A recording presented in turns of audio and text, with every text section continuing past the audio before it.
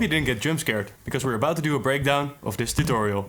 Alright, so let's get started. First of all, I'm going to make the corridors. I'm going to make the overall shape of our scene, because I already know what I want. I want to have some type of corridor, and I'm just going to use some simple modeling techniques in order to get that done. I'm just going to rotate some things, I'm just going to scale some things, and place everything as necessary.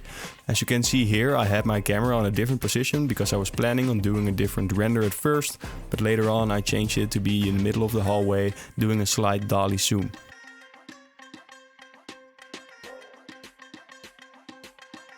So now I'm going to model some objects. Here is a bed with a crazy person sitting on it, or who knows whether he's crazy or not. Perhaps he's just being detained for no reason at all.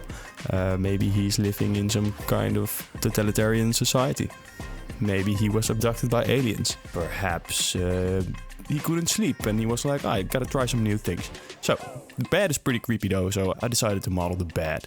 And here I go. I try to model everything by myself. I never go to Sketchfab or any other sites to buy models or get free models, because I want to get good at modeling. I want to get good at everything 3D. So this is what I do. I just model everything, and in a couple of years I'm going to be good at everything 3D related. Everything. So here I'm just making a cloth simulation. I already modeled a great part of the bed. It needs a mirror modifier, but I'm going to throw the cloth on already anyway. All the other objects have collision applied to them, a collision simulation. So now the cloth can fall onto the bed and not fall through it. Very easy stuff.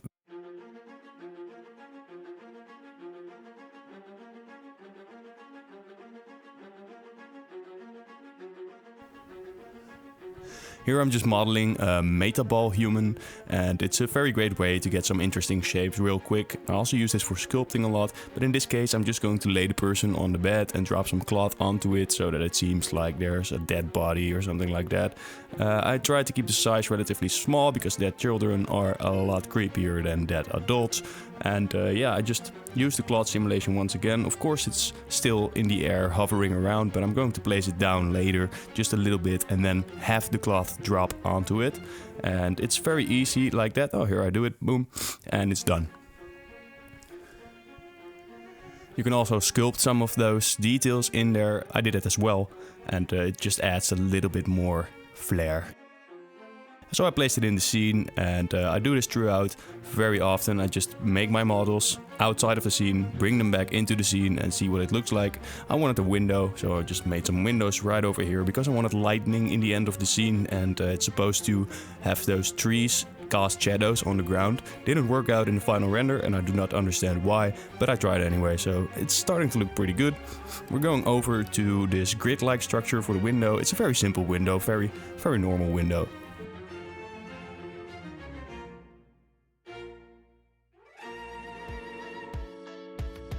Just using a couple of lights to already get a general impression of the scene and what it's going to look like in the end. I wanted to have one light coming from outside, just a slight fill light you could say, and then one coming from the corridor a little bit further out. And I'm going to change these lights throughout the process a lot of times, but it doesn't really matter because in the end the results will look fine. So here I also texture some things already because I want to know what it looks like. Especially in this case with the floor, you want to know what kind of reflections you're going to get, right? So I'm going to use this as a way to check what kind of reflections are in my scene. And of course I don't texture everything right away because I didn't texture the wall right now. I know I want a specific wall, but you have to texture some things in order to get a general idea. So here I just modeled a simple lamp, very easy, very normal low poly lamp, and didn't have to be highly detailed because it's pretty far back in the scene.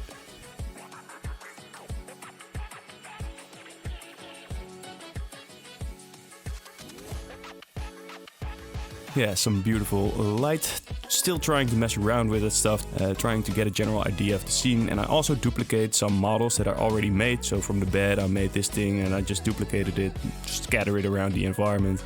And I also wanted to make a wheelchair. So here I'm modeling a wheelchair. I only got this side view picture and I used some reference images on Google as well to get a general idea of what it's going to look like.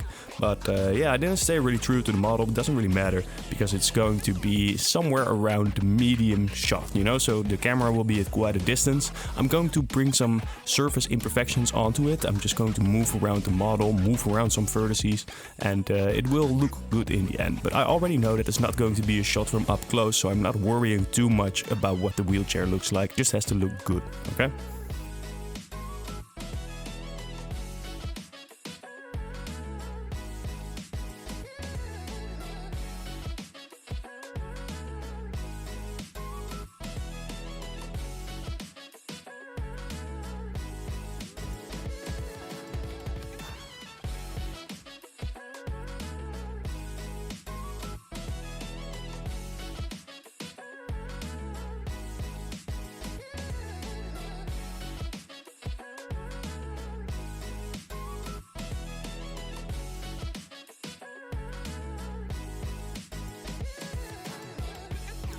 Here I'm just modeling a UV light. I've got a couple of UV lights right above my head in the office that I'm working in, so I had some good reference footage. Well, footage, not really footage. I got some good reference right above me. The lamp above me doesn't work, which is good because I don't like UV lighting very much, but there's others that do work, so I had some good reference.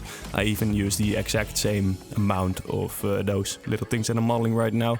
I just counted them right above me and bam! Placed it into the scene. If you want to know what my office ceiling looks like, it's basically this, and then 8 times, and then a couple of those random ceiling blocks, you know. Alright, so here I've got a couple of extras. So here I'm still positioning the models that I'm making.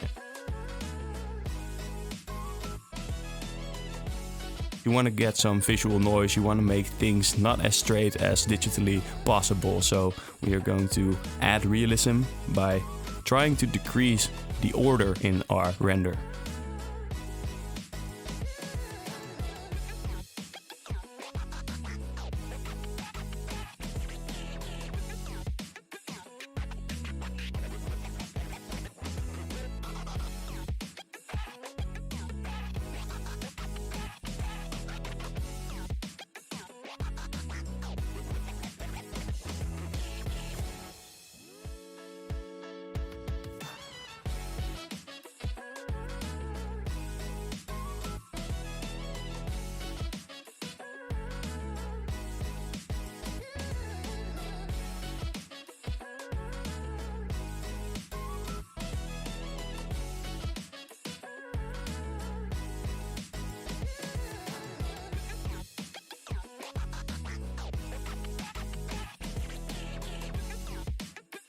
So what I did with the cabinet, I just placed it in the door opening. So if you have edges that go over into edges of other objects, it will look funky, it will look weird. So you have to make sure that these lines are not in the same direction, or at least in the same path.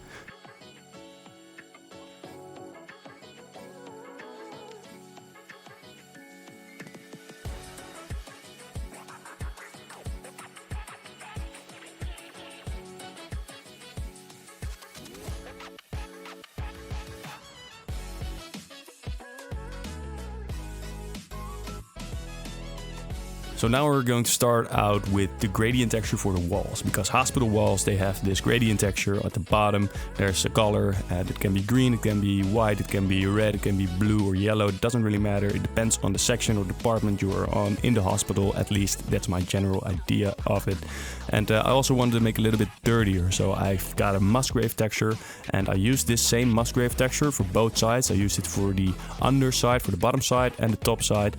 And for the bottom side, I just simply changed the colors to a greenish tint. And then I had the gradient texture as a factor to decide which principal BSDF should be where. If you want to know how this works, I've got a tutorial on gradient texturing. You can check it out on the channel.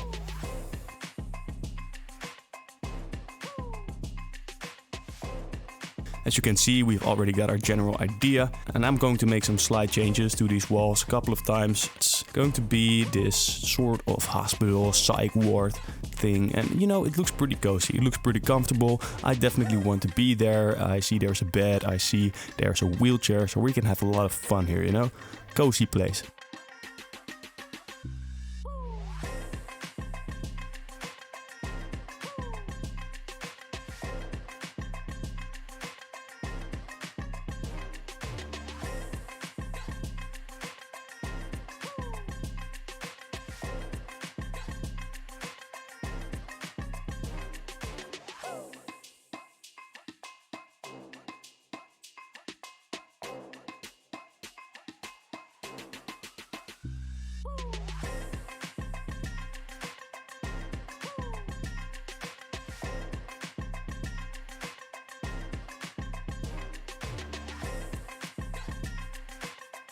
And here I'm using Ian Hubert's technique to get some flying papers around the scene. Basically it's just a plane with low geometry. I placed a soft body simulation onto it and then I had to bake it a couple of times to get the desired result. And this is what it looks like. I thought the papers were a bit too much, so I dialed them back down a little bit in the ending. I just deleted some of the papers that I got and then I rebaked everything and have it go through the scene because the wind is actually acting upon it.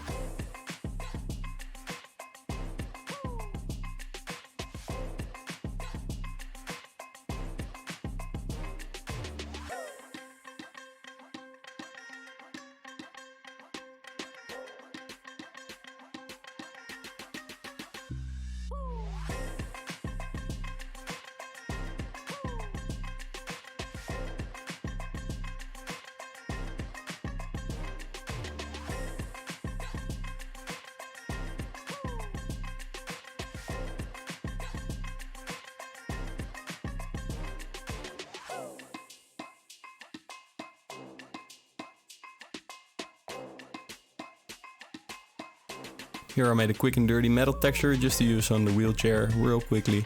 It's very simple, just a Musgrave texture and boost up the metallic and do the roughness down, and then you can just distribute it on different things in the scene and it will look fine. Later on I went back to add a bump map and stuff like that, but it's really easy, it's not that much work.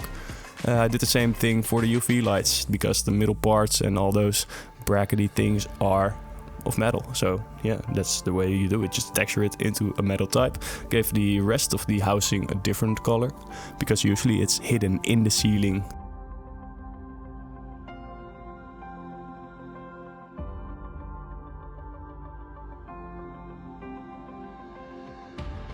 So now I'm just randomly texturing things throughout the scene because I already know that these things are going to be laying here. I want to know what it looks like, so I'm just texturing right now. I was in the process of thinking that I was reaching the end of this render. I was, oh man, I'm really far, but I'm not far. So right now I was thinking, oh, I gotta texture this stuff, I gotta make a cool picture, gotta get it done, and I just decided to add a whole bunch of other things later on because we are going to add some particle systems, we are going to add some soft body simulations and all that good stuff.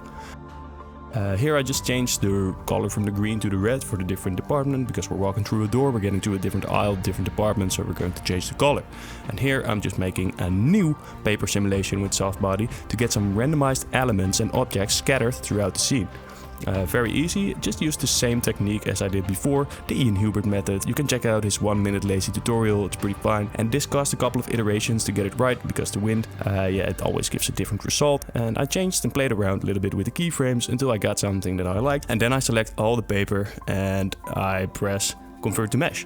And when you press convert to mesh, it applies the entire soft body simulation, etc. And you can move it around. So that's what I did. I was happy with this iteration. I applied it and then moved it around the scene to get a little bit more visual noise, a little bit more randomization, a little bit more pleasantness for the eye.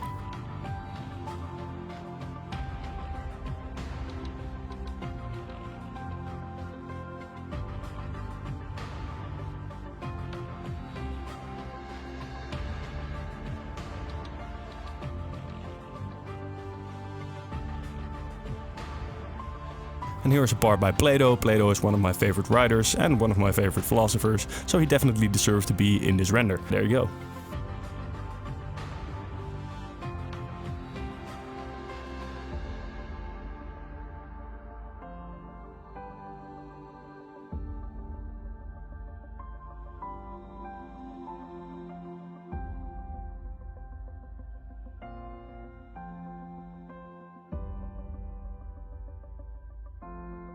So now I'm just adding some images as planes, and I've got the blood textures. I got them from cc0textures.com. They actually came with a white background, but I've got a technique to remove the white background and just have the blood left. So I did that, I removed the white background, I've got the blood, placed those images as planes on all different walls and all different floors and you know what. And yeah, it looks good, so we're going to continue doing that. I also got some other decals, it's called decals, to get some grimy stuff from the walls, you know, and to make the separation between the edges a little bit grimier, a little bit dirtier, because that's what happens in real life too.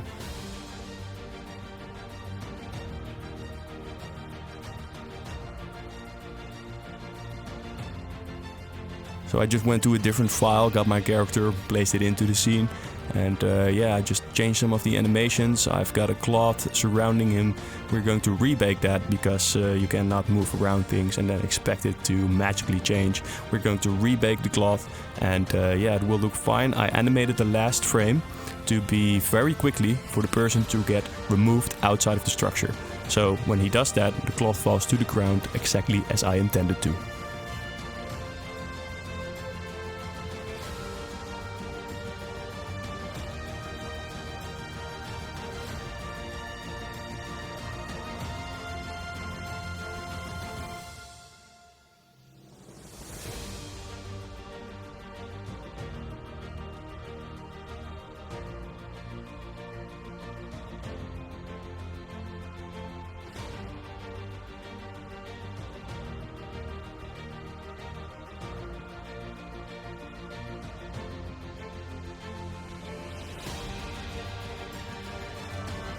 One thing I did notice is that I forgot about the eyes, so I went back to the original character, got the eyes, and placed it on the character that's laying on the floor. And then I had a fast and quick idea. I was like, oh, why not get one of those eyes and place it on the floor right beside it? That's a little bit more creepy. Yeah, you're not going to see it in the final render, but I like the detail, so let's just keep it in there.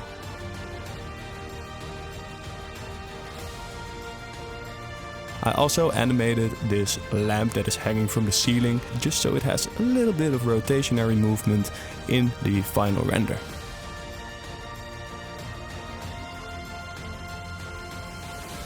And here I'm going to work on the lighting. I've actually got a couple of very well received videos on lighting. It's a top 10 tricks lighting. That's a very good one. You can also check the 3 lighting tips to go God mode in Blender. I'm sure that it will help you make better renders. Absolutely sure.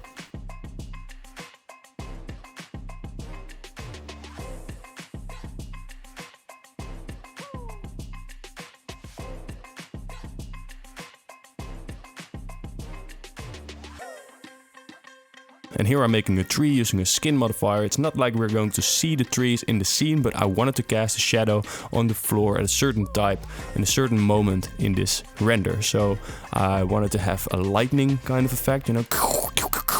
And yeah, didn't render out the way I wanted to, so we do not have our cool looking tree shadows on the floor in the final render. But it looked pretty decent, so I'm not actually discontent.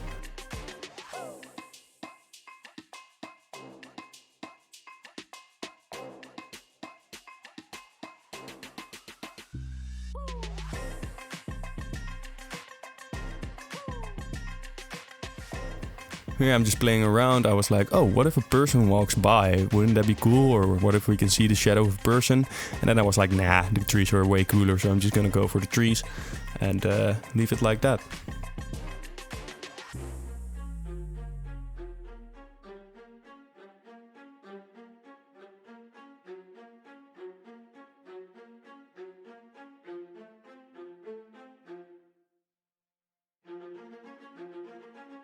I used an area light with a very low spread in order to get that harsh shadow. Just check out my lighting tutorial videos and you'll know what I mean.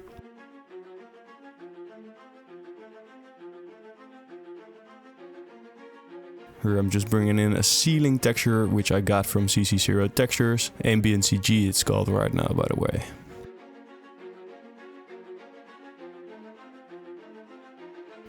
Just UV it a little bit. As you can see, I'm just animating everything. I'm just making the last adjustments before the final render, and it will turn out fine.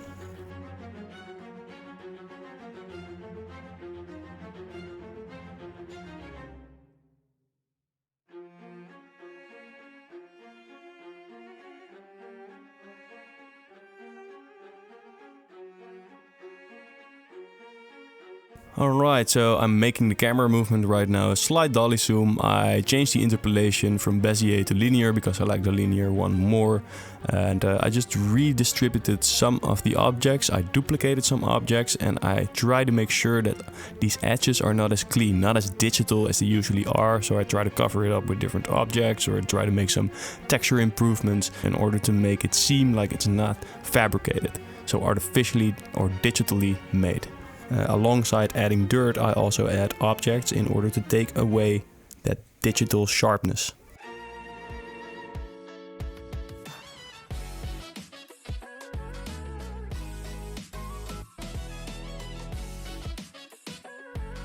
And here I modeled some type of Pac-Man ghost. I actually made a Pac-Man movie, and this is the way that I did it. And I thought, oh wow, this is a great idea to add to this project as well. So what I did is I made this Pac-Man type ghost thing, and I had a cloth fall onto it, and then I animated it, and now it goes forward. And as I animated it way too quickly, it skips frames because the position is so much distance that it cannot be interpolated in those frames. And thus the cloth fell off, and I thought, wow, that looked pretty cool, so I'm just going to leave it like that. You can check out the Pac-Man breakdown video as well, because I dive into that cloth topic over there.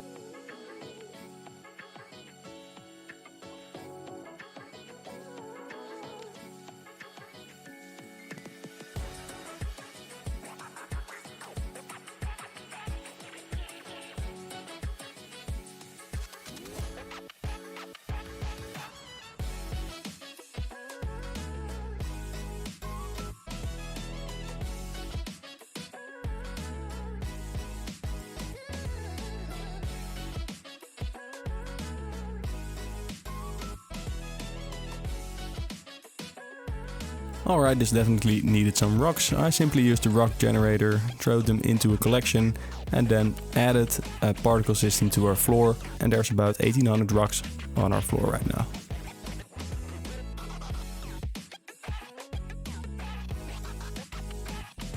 Then I played around with the lighting once more. I didn't like the orangeness of the light we have right now, so I just added an IES texture.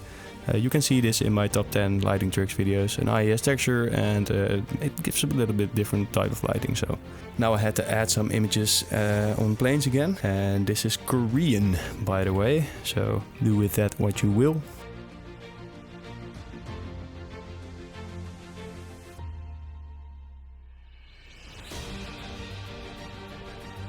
Just adding some randomized shapes to the wheelchair to make it a little bit more roughed up, a little bit more natural.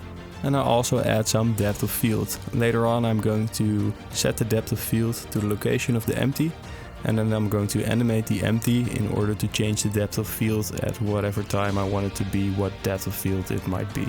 Very simple, very easy.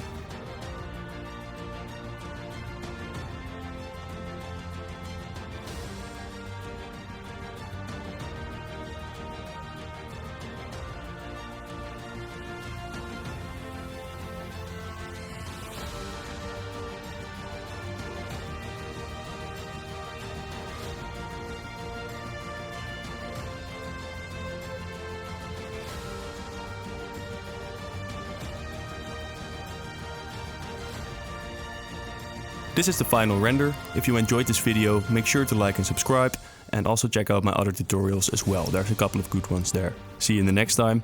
Bye.